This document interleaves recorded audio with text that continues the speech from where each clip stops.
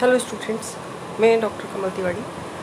आप third year के students के लिए तुलनात्मक लोक प्रशासन का विकास किस प्रकार हुआ, इस पर अपना लेक्चर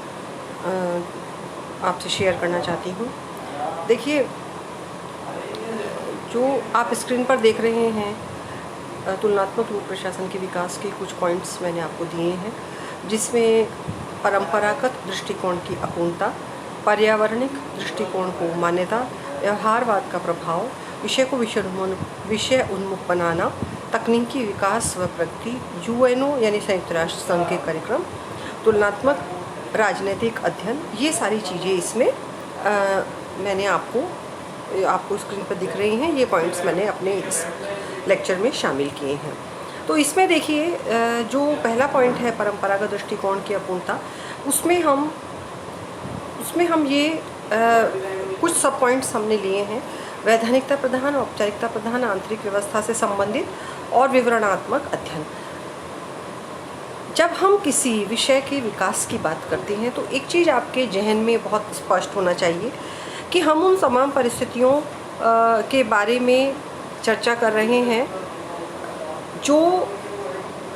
उस ऐतिहासिक क्रम से या इतिहास की उन घटनाओं से जुड़ी हुई हैं जिसके कारण हमें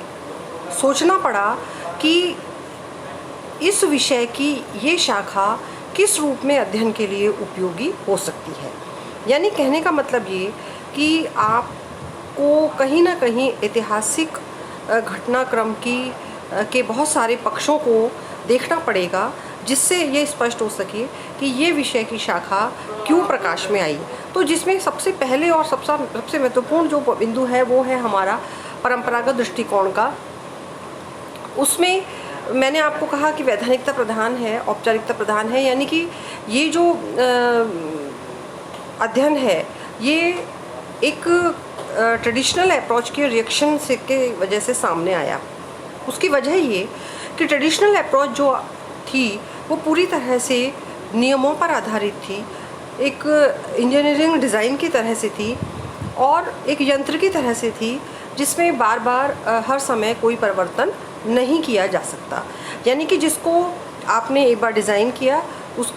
डिज़ाइन को आपने संचालित करने के कुछ नियम बना दिए और फिर वो जो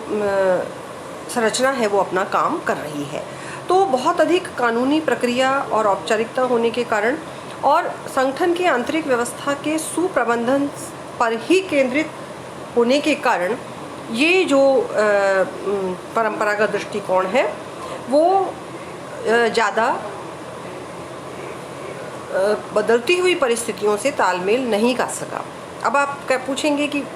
वो क्या, तो मैं आपसे, जैसा मैंने आपसे पहले निवेदन किया कि हमें इतिहास में जाना पड़ेगा। उस समय की जो परिस्थितियाँ थी द्वितीय विश्व युद्ध के बाद की, उसमें एक पूरा वैश्विक स्तर पर एक अजीब सा एक कसमसाहट, एक अजीब सा जो एक असंतुलन और परिवर्तन, बहुत सारी विजातीय चीज़ें एक साथ हमें देखने को मिल रही थी। जहाँ एक तरफ लंबी परंपराओं वाले देश जो फ्रांस, अमेरिका जैसे थे, जो लंबे समय से लोकतंत्र को स्थापित कर चुके थे और वहाँ के नागरिकों को अधिकार मिले हुए थे, और एक तरफ औपनिवेशिक देश थे जिनका बड़ा ही भीषण ढंग से शोषण किया जा रहा था, और कुछ देश ऐसे थे जो बिल्कुल ही अल्पविकसित दशा में थे, जहाँ पर कि हर तरह के अत्याचार जनता को झेलने पड़ रहे थे। तो ऐसे में वहाँ के प्रशासन पर हर तरह के प्रशासन की और एक देखना लाजिमी था कि कैसे कई जगह पर प्रशासनिक संगठन लोगों को आधारभूत सुविधाएं और विकास की सुविधाएं उपलब्ध करा रहे हैं, और कैसे कहीं पर वो केवल और केवल जो वहाँ के जो गवर्निंग बॉडी है, जो भी वहाँ का सत्ता है, उसके एक अनुगमन करने वाले, आज्ञा का पालन करने वाले मात्र रह गए हैं, और वो किसी भी तरह से संवेदनशील प्रशासन का कार्य नहीं कर रहे। तो ये देखा गया कि जो प्रशासन है उसकी इम्प्लीमेंटेशन में बड़ी महत्वपूर्ण भूमिका थी, और ये माना गया कि अगर हमें परिवर्तन के साथ में विकास करना है तो हमें परंपरागत दृष्टिकोण से अलग भी ऑप्शन पर विचार करना होगा। दूसरा पॉइंट जो हमने लिया है वो है कि पर्यावरणिक दृष्टिकोण। ये दृष्टिकोण उस समय ही डेवलप हो रहा था द्वितीय विश्व युद्ध के आसपास ये हमारे पास हमने साइंस स्ट्रीम का ये सब्जेक्ट है। साइंस में हम मानते हैं कि हमारे चारों तरफ एक भौतिक पर्यावरण है जिसमें जल, वायु वगैरह, पहाड़, मिट्टी, सब चीज़ें हैं, और जिसे हम पर्यावरण कहते हैं, जिसके पर्यावरण के विघटन की समस्याएं, पर्यावरण की चुनौती जैसी चीज़ों की हम चर्चा करते हैं। लेकिन हमारा सरोकार दूसरे पर्यावरण से है। हम सामाजिक पर्यावरण की बात कर रहे हैं, जिसका निर्माण किसी देश के शासन व्यवस्था से, वहाँ के संवैधानिक व्यवस्था से, वहाँ के वैल्यू सिस्टम से और वहाँ के संस्कृति के विभिन्न पक्षों से मिलकर के बनता है। तो जैसा कि आप स्क्रीन पर देख रहे हैं, सामाजिक संदर्भों का महत्व इसमें पॉइंट दिया गया है, पारस्परिक निर्भरता दी गई है और प्रशासनिक व्यवहार की चर्चा की गई है। तो जब भी कोई एडमिनिस्ट्रेटिव ऑर्गेनाइजेशन किसी पर्टिकुलर सोशल सेटअप में या किसी पर्टिकुलर क्षेत्रीय स्थिति में काम करता है, तो उसे वहाँ के जो लक्ष्य हैं, वहाँ के लोगों की जो आशाएं हैं, वहाँ के लोगों का जो वैल्यू सिस्टम है, वहाँ के लोगों की जो संस्कृति है, उस सब को वो दरकिनार करके काम नहीं कर सकते। उन्हें उनका ध्यान रखना ही पड़ता है। तो जैसे मैं कई बार आपसे, बच्चों से, स्टूडेंट से, अपने से चर्चा करती हूँ कि एक जो जम्मू कश्मीर का एडमिनिस्ट्रेशन है, उसकी चुनौतियाँ राजस्थान के या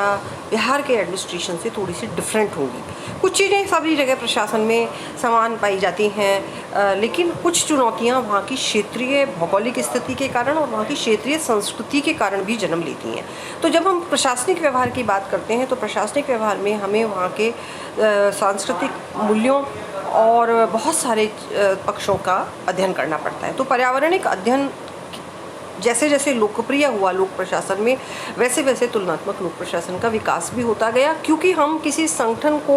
जब समझना चाह रहे हैं, किसी ऑर्गेनाइजेशन को, किसी व्यवस्था को समझना चाह रहे हैं, तो हम उसके पर्यावरण को भी समझना हमारे लिए बहुत आवश्यक हो जाता है। तो अब मैं समझती हूँ कि आप